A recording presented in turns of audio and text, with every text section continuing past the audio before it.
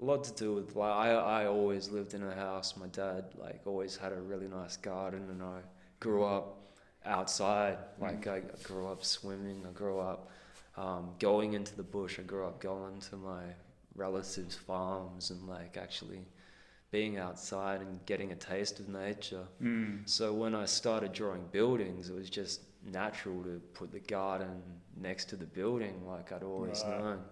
And yeah, then when it came to doing higher density buildings like apartments, I guess like intuitively, yeah, like there's a wall there, let's put vines on the wall. Sure. Yeah. Like before I was aware that it was an aesthetic, and then I remember my mind being blown in like third year, and actually yeah, it would have been the second year of architecture, and seeing this like green active like walked on roof space. It was yeah, it was a university in um, Holland, I'm pretty sure. But yeah, like, and just to like see that become outdoor space, functional outdoor space for what we just said is functionless here. Yeah. Like, it just keeps the rain out. Yeah. That was just, yeah, and then that kind of inspired like where I went from there.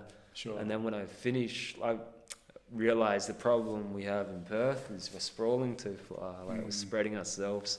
After traveling and seeing LA, you're like, you don't want to see, you don't want Perth to become LA, and it very easily could Yeah, be. very easily could happen. Yeah. And we're not going to go that far. We're not putting big concrete drains to flush out the canning like quick, exactly. quick and easy. So Yeah. I think we've got past that. Now it's a repair process. We've got a huge resource of all this remnant bushland. Yeah. To reconnect that And sustain what we do have, which I thought Yeah. was something fantastic about your talk today. It was not so much the glumness of it all, where we're heading environmentally, but like look at what we do have and ensure that we keep protecting that, yeah, building upon that as well. Perhaps even make it better if we can. that's it. Yeah. Upgrades. Yeah. I mean, that upgrade thing. Touching on what you said there, and I think you did have it on one of your slides about the Highline. Is it Highline Skyline in New York? Highline, the Highline. Yeah, that was something that I studied landscape architecture, began in 2012, but I went to New York in 2011, and I went there. I'd never heard of it before, but a friend I met there said, "I'll go down to the meatpacking district, and there's this old converted train line." And I went there. I walked along there for like half a day, just thinking, "My God, you can actually do this! Like someone's taken this." For people who've never heard of the Highline, it's runs its way through an old part of Manhattan that was quite run down throughout the 70s, 80s, and 90s. Formerly sort of a light industrial area, I guess. Yeah, which clubbing district. Yeah, clubbing district, and a few apartments and things in that there, residential, but very sort of dilapidated, or there's a lot of social issues there.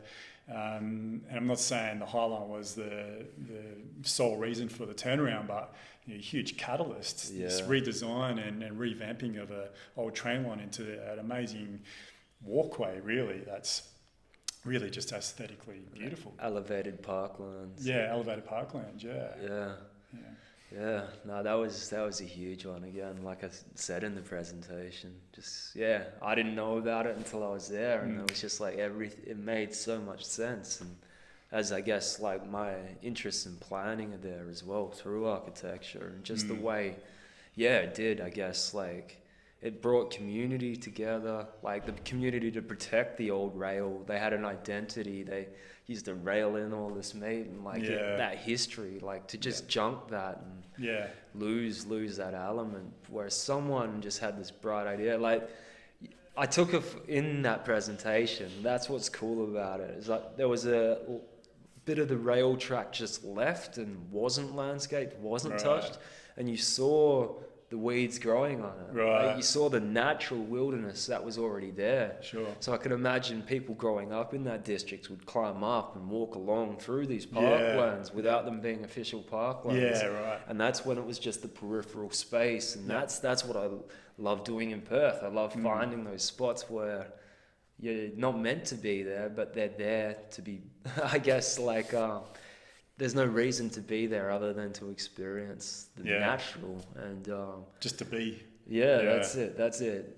Yeah, you and nature, and you're in a city, you're surrounded by people, but Sure. yeah, you find, I guess, yourself there. That's what I can imagine it was, and that they're the people that got together and said, we need to save this. Yeah. So that's, yeah, passing that on.